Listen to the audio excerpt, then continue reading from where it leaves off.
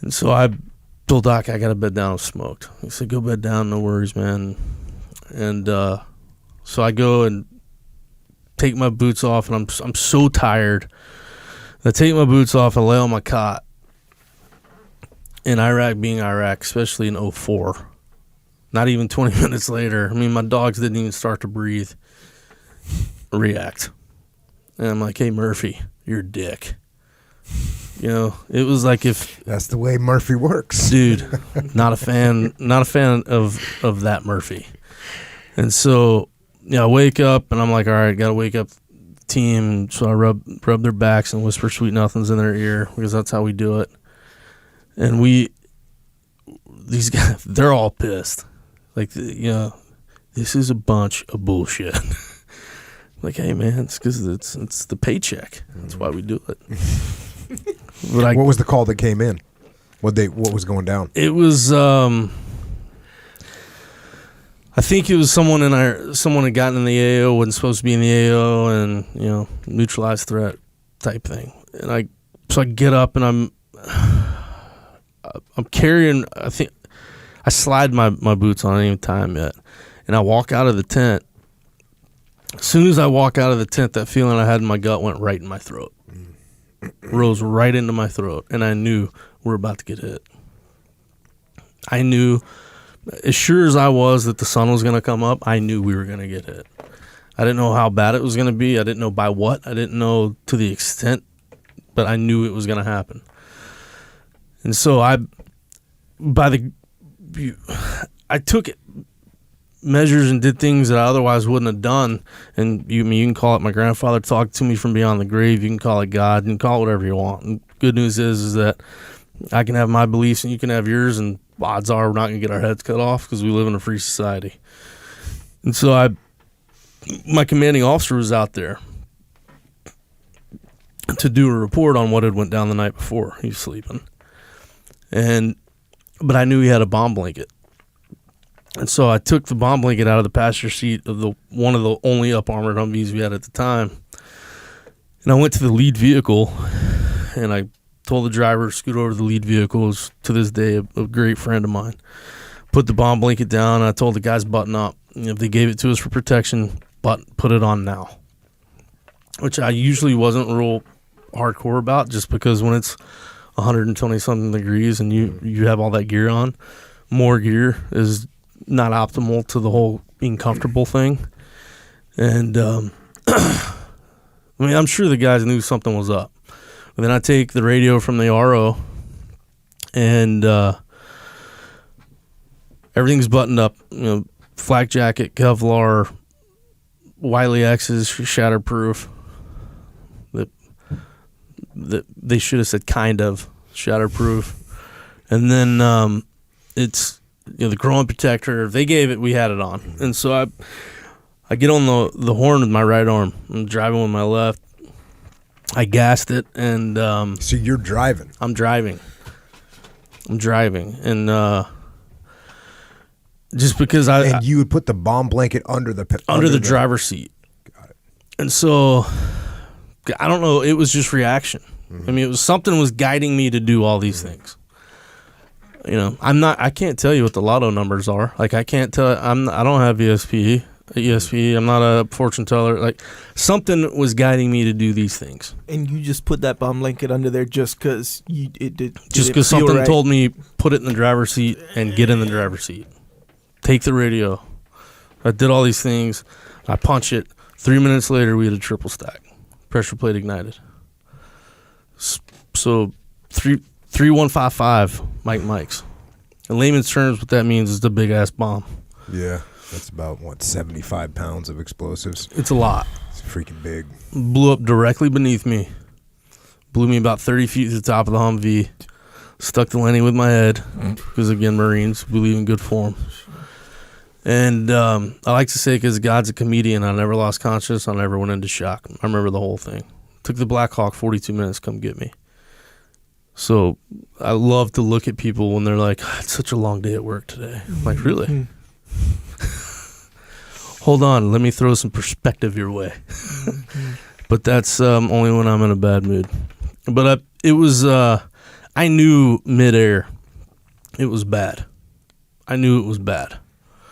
I knew this was not good at all. And when I hit the deck, I couldn't breathe because as you know, this series of events and explosion, a million things happen in a nanosecond, especially when it's that big of an explosion. And so it was when the dashboard disengaged and the steering wheel hit me in my chest. It exploded all my mags, hit me in my chest, and temporary collapse both my lungs before I was blown out. A whole series of things happened during this process, causing injuries, and I hit the deck, and I knew I'm hurt bad. I can't breathe, can't hear anything. It's just ringing. And first thing I do is talk to God.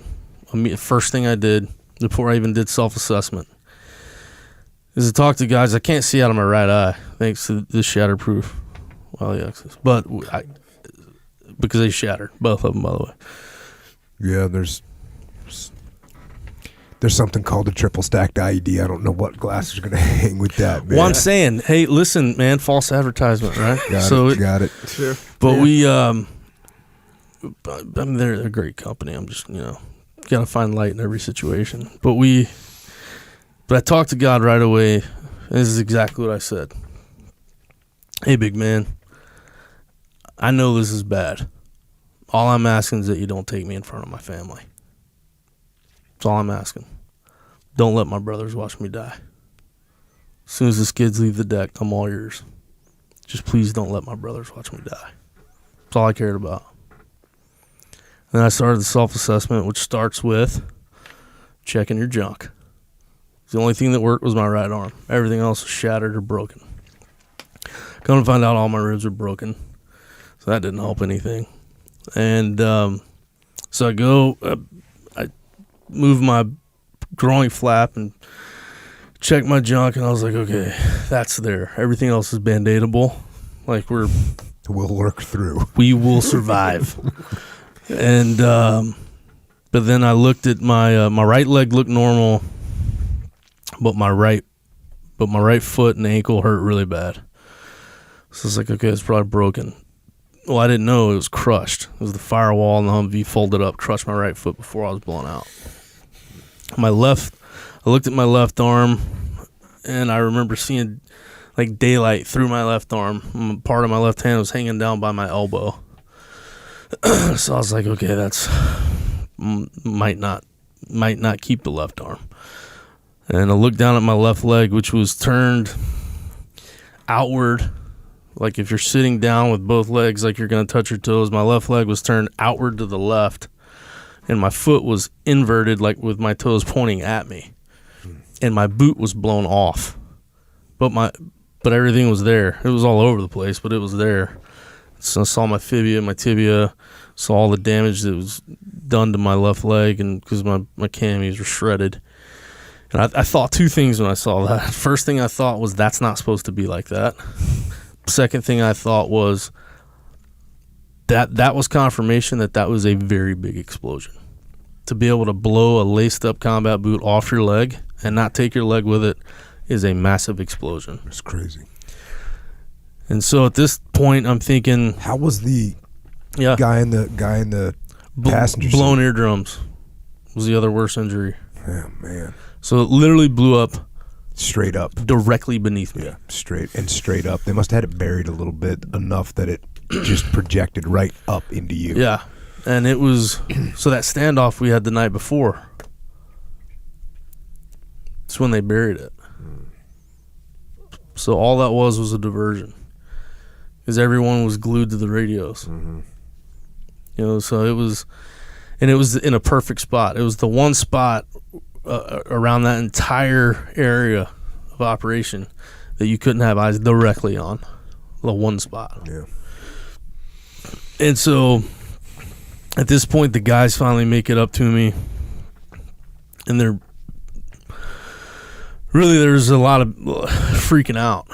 Because did the Humvee move? Oh yeah, it was blown. So did it get blown up? Yeah, but it was. I'll tell you this: if we were in an up armored Humvee, every one of us would be dead From overpressure. Yeah, absolutely. There'd have been nowhere for it to go. Everyone would have died. It would have been, but it was blown up and over to the right. Mm-hmm. And second vehicle wasn't affected. But the guys run up to me.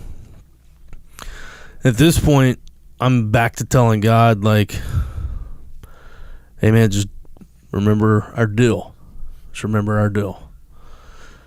And the guys are like, hey, Schick, we got you, bro. We got you. You know, we got you. Hang tough. And out of nowhere, I was able to take a breath. And the first thing I said was develop 360. And they were like, oh, shit, yeah. It's like, yeah. No shit. What's coming next? Yeah. How do we know we're not about to start taking fire? Which probably was unlikely because there was no cover in that. I mean, there would have been nowhere for them to hide. It would have been a suicide mission on their part. Because we had one still very functional 240, and we knew how to employ that weapon.